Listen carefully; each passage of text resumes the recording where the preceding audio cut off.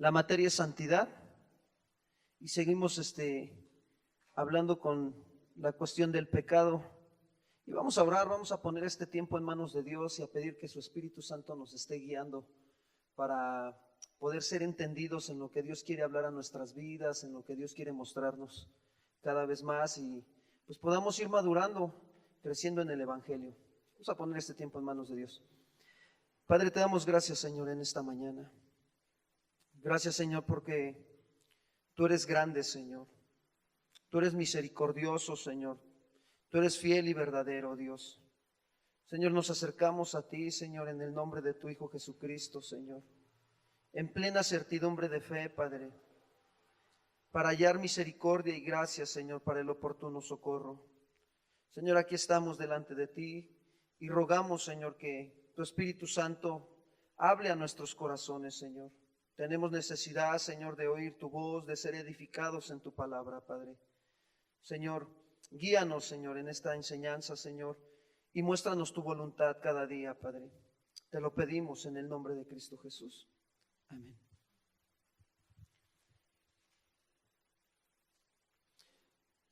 Bien, hermanos, pues hemos visto que ya el origen del pecado, ¿no? En la primera clase, ¿sí recuerdan? Y luego vimos también en dónde se originó el pecado, ¿sí o no? Y en dónde comenzó también. Y que aún ese pecado también vimos que está en el corazón ¿de qué? Del hombre, ¿verdad? Ese pecado se encuentra en el corazón del hombre. Y se ve reflejado en cómo lleva su vida y el cómo lleva sus ¿qué? Sus acciones. Así se ve reflejado el pecado, en cómo yo llevo mi vida y cómo llevo mis acciones. Pero hoy veremos, hermanos, los alcances del pecado. Y tenemos que considerar que para Dios no hay pecados chicos o grandes. Para Dios el pecado, hermanos, es pecado. Y tiene que ser juzgado, por cuanto Dios es un Dios ¿qué? Santo.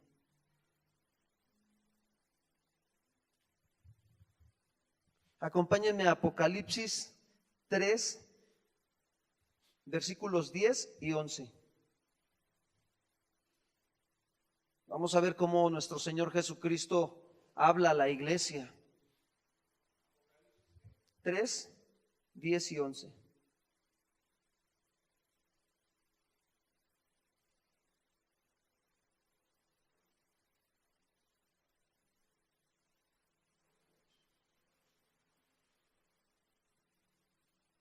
Dice, por cuanto has guardado la palabra de mi paciencia, yo también te guardaré de la hora de la prueba que ha de venir sobre el mundo entero, para probar a los que moran sobre la tierra. He aquí yo vengo pronto, retén lo que tienes para que ninguno tome tu corona. Ya hemos dicho, hermanos, que el pecado no puede hacer que perdamos la salvación. Sin embargo, puede hacer que llevemos una vida pesada, pero también hacernos perder premios, galardones para aquellos que son ¿qué? Fieles. Eso es lo que hace el pecado en nuestra vida. Nos hace perder esos premios, esos galardones que Dios tiene a nuestra vida, que quiere darnos. Acompáñenme a primera carta a los Corintios, capítulo 9, versículo 26 y 27. Ahí vamos a ver un ejemplo de esos premios y galardones que el apóstol Pablo adquiría de parte de Dios. Primera de Corintios, capítulo 9, versículos 26 y 27.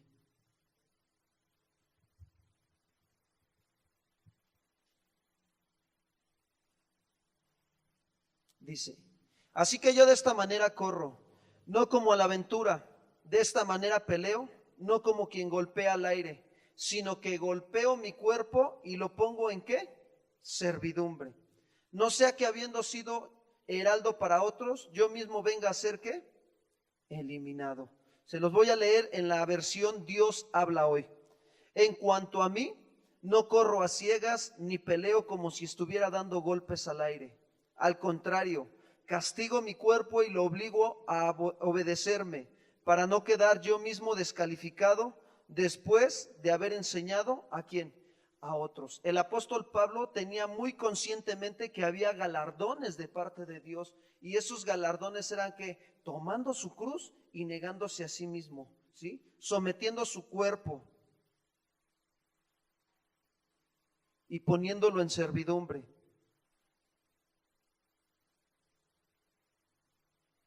¿Para qué? Para que él no viniera a ser que eliminado. Esa palabra quiere decir no aprobado, rechazado.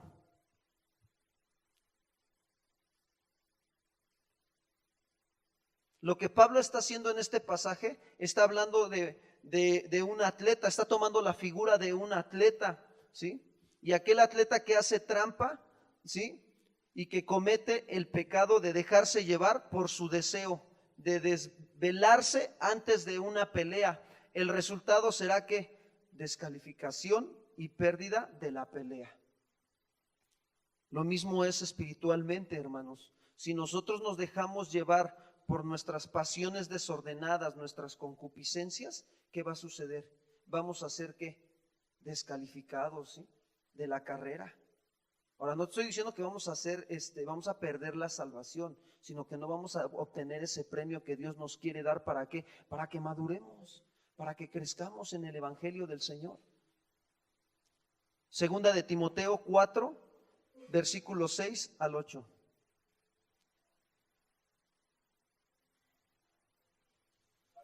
Segunda carta de Timoteo, capítulo 4, versículos 6 al 8. Porque yo ya estoy para ser sacrificado, y el tiempo de mi partida está cercano. He peleado la buena batalla, he acabado la carrera, he guardado la fe. Por lo demás, me está guardada la corona de justicia, la cual me dará el Señor juez justo en aquel día, y no solo a mí, sino también a todos los que aman su venida. Pablo habla de haber sido fiel, de haber sostenido esa lucha contra el pecado y haber vencido, haber sido fiel a pesar de que de las adversidades que vinieron a su vida.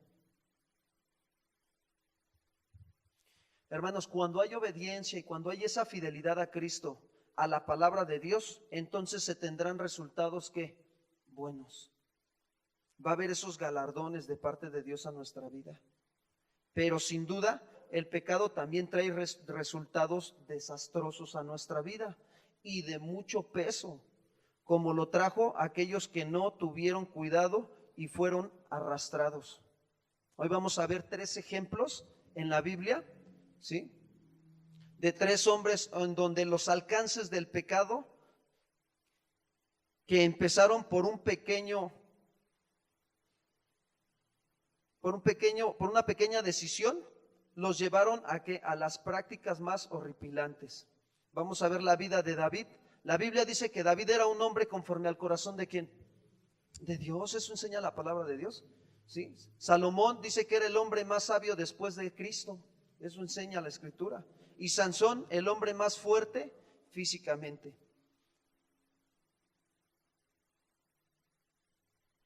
Acompáñenme a Hechos capítulo 13, versículo 22. Vamos a empezar con la vida del rey David.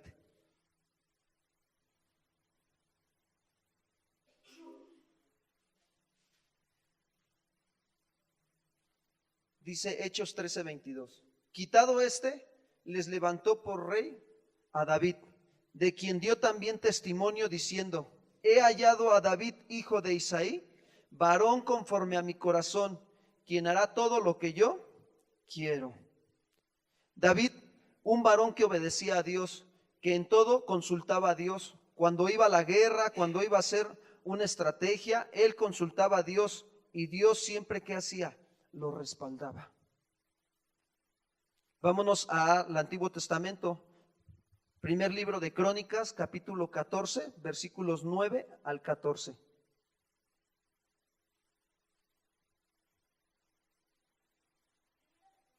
Primer libro de Crónicas, capítulo 14, versículos 9 al 14. Y vinieron los filisteos y se extendieron por el valle de Refaim. Entonces David consultó a Dios, diciendo: ¿subiré contra los filisteos? ¿Los entregarás en mi mano?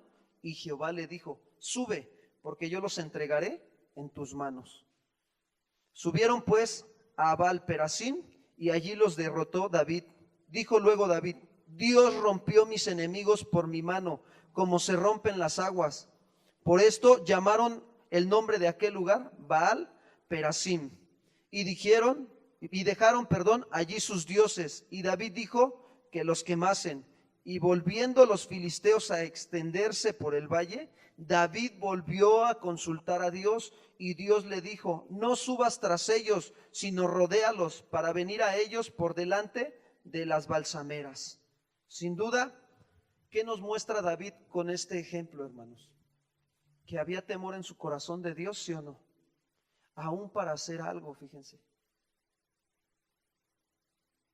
Que temía el nombre de Jehová y guardaba sus mandamientos.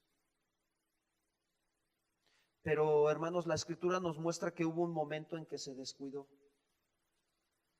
Segundo libro de Samuel, capítulo 11, versículos 1 al 6.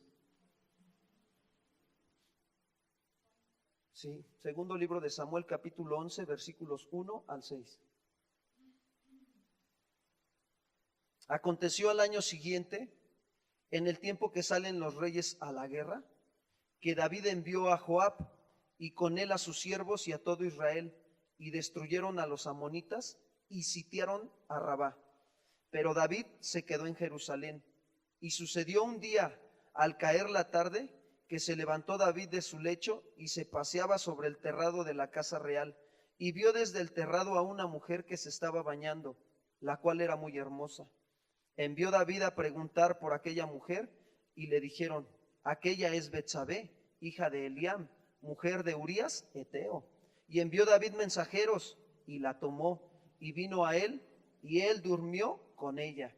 Luego ella se purificó de su inmundicia y se volvió a su casa, y concebió la mujer, y envió a hacerlo saber a David, diciendo: estoy encinta.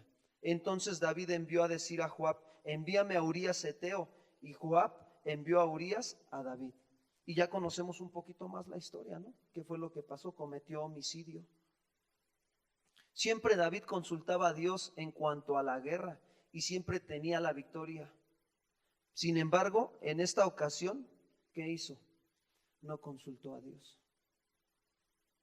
Él no consultó: Señor, ¿esa mujer será para mí? No lo consultó. Sino ¿qué hizo? Decidió por sí mismo, ¿sí o no? Y vemos que muchas de las veces el origen del pecado a eso nos lleva, a tomar decisiones por nosotros mismos. Y este pecado lo llevó a David a otra concupiscencia, a un deseo desordenado por algo que no era suyo, sino que era de su prójimo. Después de este pecado, ¿qué vino? Adulterio. Primero empezó con la concupiscencia, la pasión desordenada. Y ese pecado, como dice Santiago, dio a luz y cometió adulterio.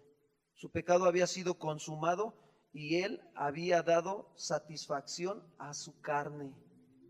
Sin embargo, vinieron consecuencias de este pecado. Hermanos, hay consecuencias de nuestros pecados. En las áreas de nuestra vida que nosotros estemos pecando, van a venir consecuencias. Segundo libro de Samuel, capítulo 11, versículos 14 al 17. Sigo leyendo, hermanos.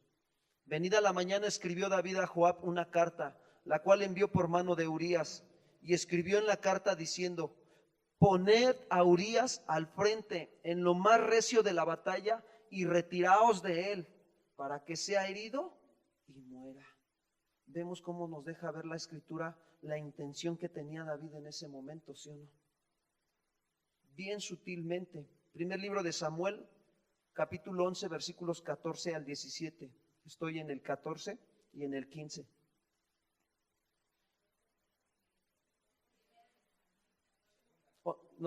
Perdón, segundo libro de Samuel.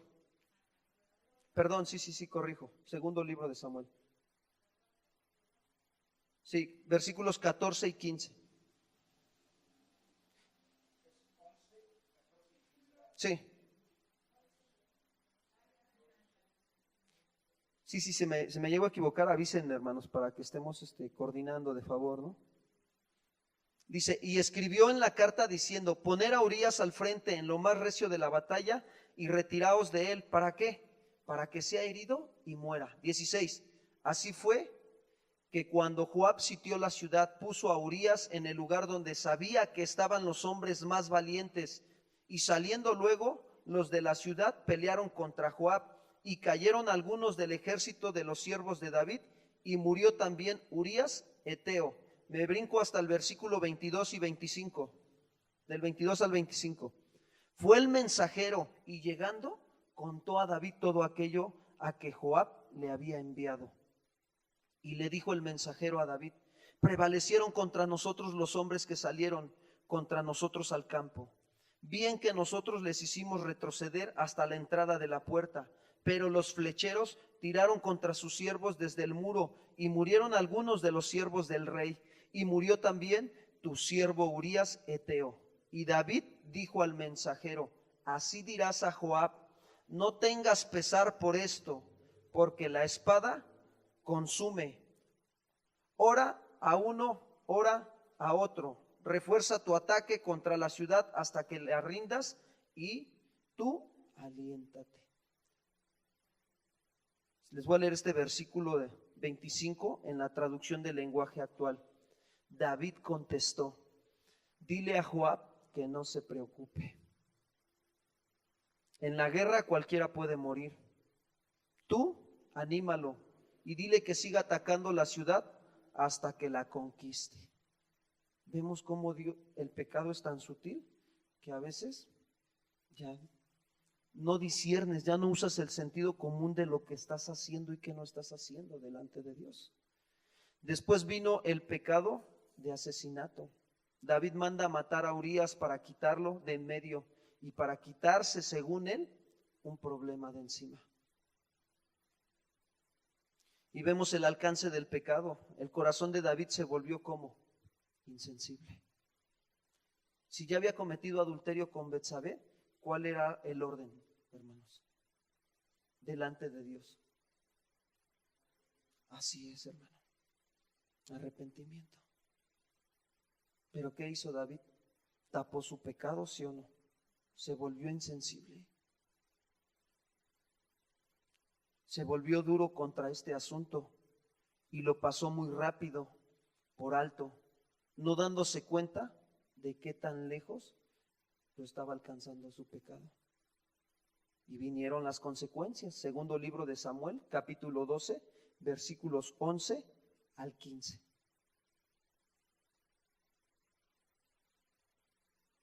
Así ha dicho Jehová, he aquí yo haré levantar el mal sobre ti de tu misma casa, y tomaré tus mujeres delante de tus ojos, y las daré a tu prójimo, el cual yacerá con tus mujeres a la vista del sol. Porque tú lo hiciste en secreto, mas yo haré esto delante de todo Israel y a pleno sol. Entonces dijo David a Natán, pequé contra Jehová. Y Natán dijo a David, también Jehová ha remitido tu pecado, no morirás. Mas por cuanto con este asunto hiciste blasfemar a los enemigos de Jehová, el hijo que te ha nacido ciertamente morirá. Fíjense cómo nosotros hacemos blasfemar, ¿sí?, a los enemigos del Señor. David había hecho pecado, ¿sí o no? Y en aquel entonces Dios había levantado al pueblo, y lo que quería hacer Dios era reflejar la gloria de Jehová en su pueblo. Lo mismo que Dios quiere hacer hoy en día con la iglesia, que se refleje la gloria de Jehová en nuestras vidas. Pero ¿cómo hacemos nosotros blasfemar a los enemigos de Dios? Cuando nosotros estamos cometiendo pecado constantemente, cuando caemos en un pecado y estamos ahí y estamos atorados y no salimos de ese pecado. Segundo libro de Samuel 12, del 11, capítulo 12, versículo 11 al 15.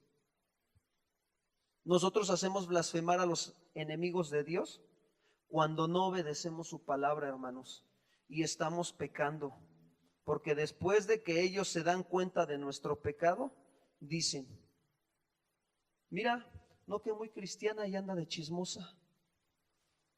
Míralo cómo anda tras otra mujer. Míralo según muy santos y andan de criticones y burlones sin darse cuenta de que ellos están peor. Y es eso, hermanos. Nuestra obediencia a la palabra va a hacer que nuestros enemigos, aún Dios, los tenga acallados. Pero si nosotros no obedecemos a la palabra de Dios, hermanos, los enemigos de Jehová van a blasfemar. Regreso al versículo 15. Y Natán se volvió a su casa, y Jehová hirió al niño que la mujer de Urías había dado a David, y enfermó gravemente. Y esto fue lo que vino a David. También perdió 4 hijos, hermanos. Segundo libro de Samuel, capítulo 13, versículos 28 y 29. Y Absalón había dado orden a sus criados diciendo: os ruego que miréis cuando el corazón de Abnón esté alegre por el vino, y al decir yo, herid a Abnón, entonces matarle y no temáis, pues yo os lo he mandado. Esforzaos pues y sed valiente. Y los criados de Absalón hicieron con Abnón como Absalón les había mandado. Entonces se levantaron todos los hijos del rey y montaron cada uno en su mula. ¿Y qué hicieron? Huyeron. Vemos las consecuencias del pecado de David sobre su descendencia, sobre sus hijos. David no murió, pero vinieron consecuencias graves, hermanos, de su pecado. Vámonos a segundo libro de Samuel, capítulo 18, versículos 14 al 17. Segundo libro de Samuel, 18, versículos 14 al 17. Y respondió Joab: no malgastaré mi tiempo contigo. Y tomando 3 dardos en su mano, los clavó en el corazón de Absalón, quien estaba aún vivo en medio de la encina. Y 10 jóvenes escuderos de Joab rodearon e hirieron a Absalón y acabaron de matarle. Entonces Joab tocó la trompeta y el pueblo se volvió de seguir a Israel, porque Joab detuvo al pueblo. Tomando después a Absalón, le echaron en un gran hoyo en el bosque y levantaron sobre él un montón muy grande de piedras, y todo Israel huyó, cada uno a su tienda.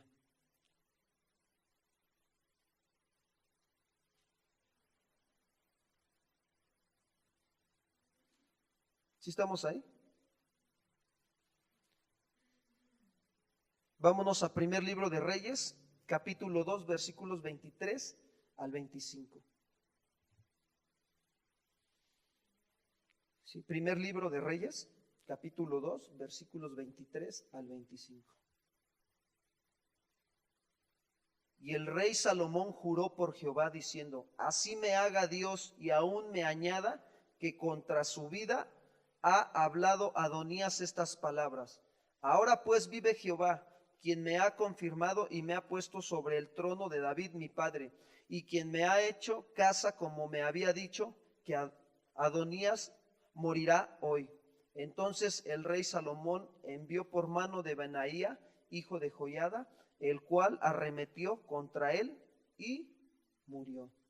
Hermanos, David perdió 4 hijos por cuanto hizo todos estos pecados. Además de esto, hubo mucha guerra. Sus hijos se levantaron queriendo darle un golpe de estado. Fueron muchos los alcances del pecado de David hasta su muerte.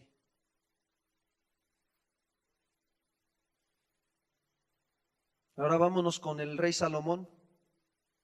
Era un hombre sabio y con muchas riquezas, un hombre cuyo reinado se caracterizó por la paz, por las grandes construcciones y por los grandes monumentos que había levantado. Primer libro de Reyes, capítulo 3, versículos 7 al 12.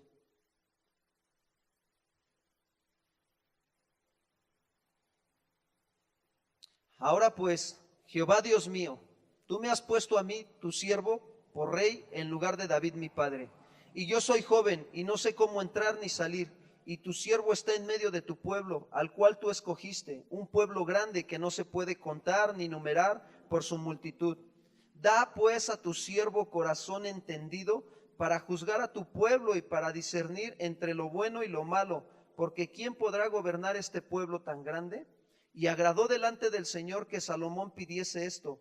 Y le dijo Dios: porque has demandado esto y no pediste para ti muchos días, ni pediste para ti riquezas, ni pediste la vida de tus enemigos, sino que demandaste para ti inteligencia para oír juicio. He aquí, lo he hecho conforme a tus palabras. He aquí que te he dado corazón sabio y entendido, tanto que no ha habido antes de ti otro como tú, ni después de ti se levantará otro como tú. ¿Qué hizo Dios? Le concedió a Salomón sabiduría para el reino más grande que el pueblo de Israel tuvo. Primer libro de Reyes, capítulo 3, versículos 7 al 12. De ahí nos vamos al capítulo 4, versículos 29 al 34. Primer libro de Reyes, capítulo 4, versículos 29 al 34. Y Dios dio a Salomón sabiduría y prudencia, muy grandes, y anchura de corazón como la arena que está a la orilla del mar. Era mayor la sabiduría de Salomón que la de todos los orientales y que toda la sabiduría de los egipcios. Aún fue más sabio que todos los hombres, más que Etán, Esraita, y que naciones de alrededor. Y compuso 3000 proverbios, y sus cantares fueron 1005. También disertó sobre los árboles, desde el cedro del Líbano hasta el hisopo que nace en la pared. Asimismo, disertó sobre los animales, sobre las aves, sobre los reptiles y sobre los peces. Y para oír la sabiduría de Salomón venían de todos los pueblos y de todos los reyes y de todos los reyes de la tierra, a donde había llegado la fama de su sabiduría. Sin embargo, hermanos, con esta sabiduría, ¿sí?, la sabiduría que no tiene chiste, sino que si no está en Dios, en medio de uno, hermanos. Si esa sabiduría no está en nosotros, ¿de qué nos sirve? De nada. Aunque el hombre supiese todo y en cuanto a letras y matemáticas y filosofía, sin Dios, siempre se va a equivocar. De nada sirve esa sabiduría.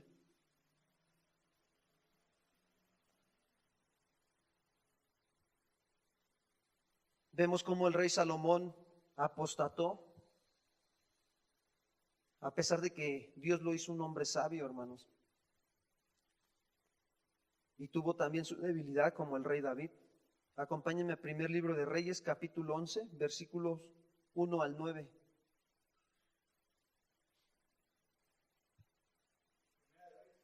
Primer libro de Reyes, capítulo 11, versículo 1 al 9. Pero el rey Salomón amó, además de la hija de Faraón, a muchas mujeres extranjeras, a las de Moab, a las de Amón, a las de Edom, a las de Sidón y a las Eteas, gentes de las cuales Jehová había dicho a los hijos de Israel: no os llegaréis a ellas, ni ellas se llegarán a vosotros, porque ciertamente harán inclinar vuestros corazones tras sus dioses. A estas pues se juntó Salomón, ¿cómo? Con amor.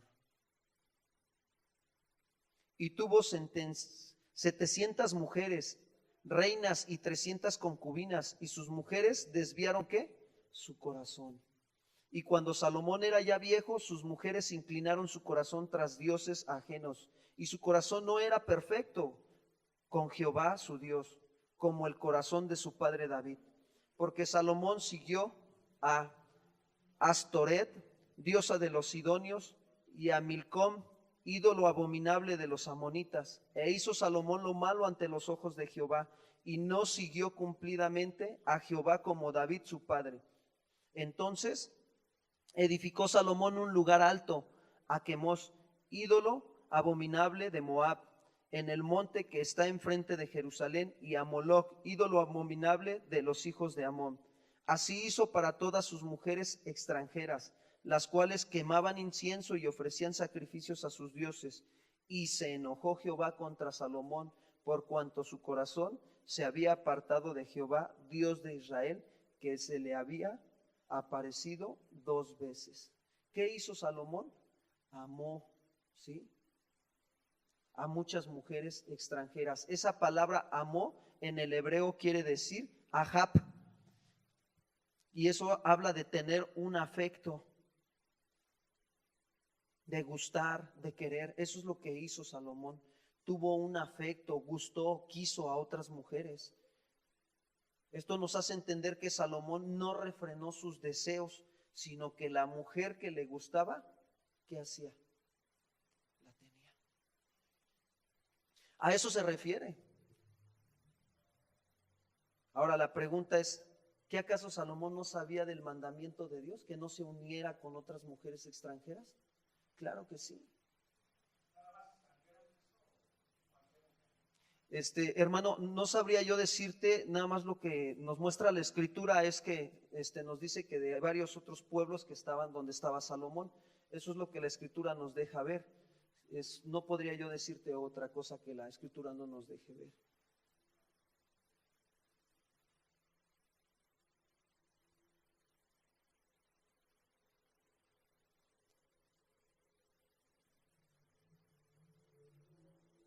Esto fue lo que le sucedió a Salomón. Las mujeres desviaron el corazón del hombre sabio. Esto afectó su sabiduría, afectó su reinado, afectó su comunión con Dios y afectó a la nación misma de Israel, ya que se dividió el reino y también la gloria del reino se redujo a escombros. Vemos cómo afectó el pecado, ¿verdad? ¿Qué es lo que hace el pecado? La sabiduría que Dios está derramando en tu vida, y cuando tú persistes en estar pecando en esa área de tu vida, ¿qué hace? Te ciega el entendimiento, ¿sí?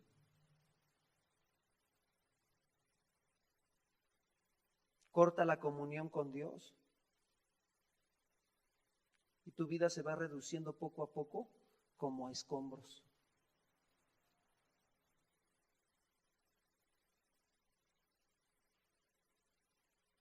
Vamos a ver el último ejemplo, Sansón. Fue un hombre de gran fuerza, como su nombre lo indica.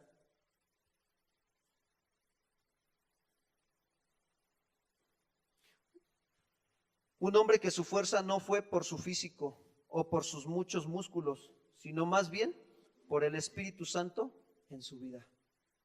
Sansón fue un nazareo, es decir, apartado para Dios desde su nacimiento. Dios lo apartó para hacer una tarea principal. Jueces capítulo 13, versículos 5 al 7.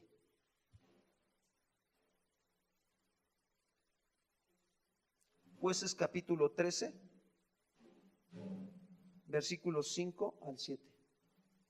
Pues he aquí que concebirás y darás a luz un hijo, y navaja no pasará sobre su cabeza, porque el niño será nazareo a Dios desde su nacimiento, y él comenzará a salvar a Israel de mano de los filisteos. Y la mujer vino y se lo contó a su marido, diciendo: un varón de Dios vino a mí, cuyo aspecto era como el aspecto de un ángel de Dios, temible en gran manera, y no le pregunté de dónde ni quién era, ni tampoco él me dijo su nombre. Y me dijo: he aquí que tú concebirás y darás a luz un hijo, por tanto, ahora no bebas vino, ni sidra, ni comas cosa inmunda, porque este niño será nazareo a Dios desde su nacimiento hasta el día de su muerte.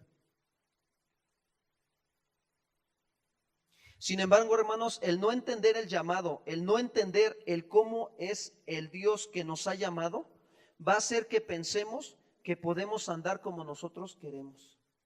Ese es el problema, que a veces no entendemos. Nuestra falta de entendimiento de la voluntad de Dios nos lleva a andar como nosotros queremos, como nosotros pensamos o como nosotros sentimos. Dios no nos puede respaldar cuando nosotros andamos así.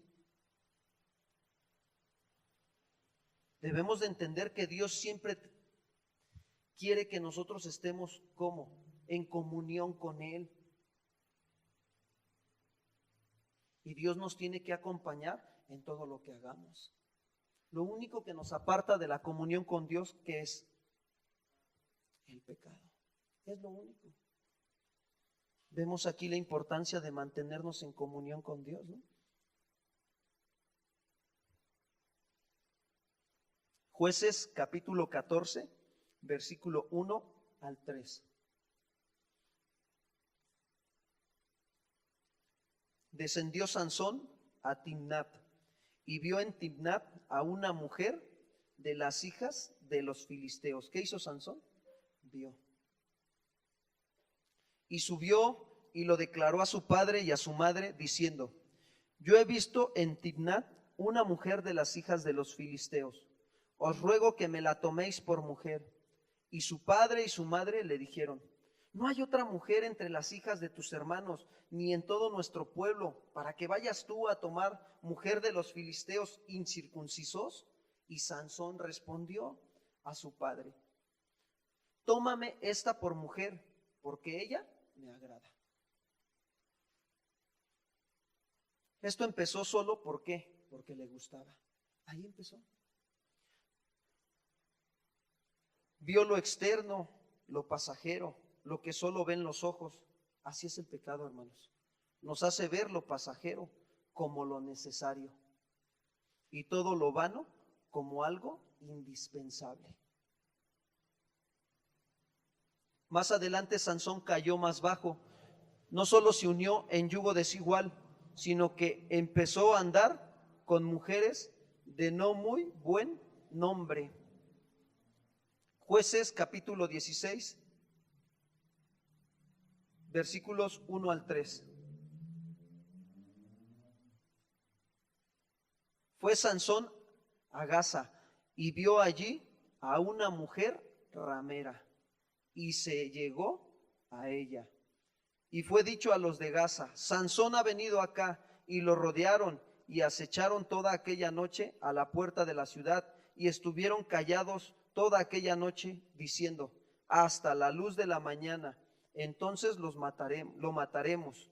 Mas Sansón durmió hasta la medianoche, y a la medianoche se levantó y tomando las puertas de la ciudad con sus dos pilares y su cerrojo, se las echó al hombro y se fue y las subió a la cumbre del monte que está delante de Hebrón. Es Jueces capítulo 16, versículo 1 al 3. Sansón fue un hombre de gran fuerza, pero su talón de Aquiles, hermanos, o su debilidad, eran ¿quién? Las mujeres. Por lo tanto, esa fue su perdición. Empezó por un yugo desigual y después ¿qué hizo?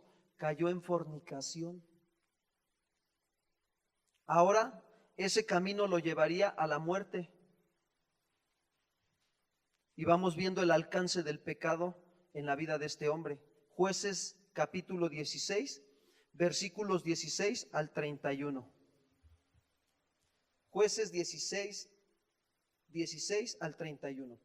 Y aconteció que presionándole ella cada día con sus palabras e importunándole, su alma fue reducida a mortal angustia.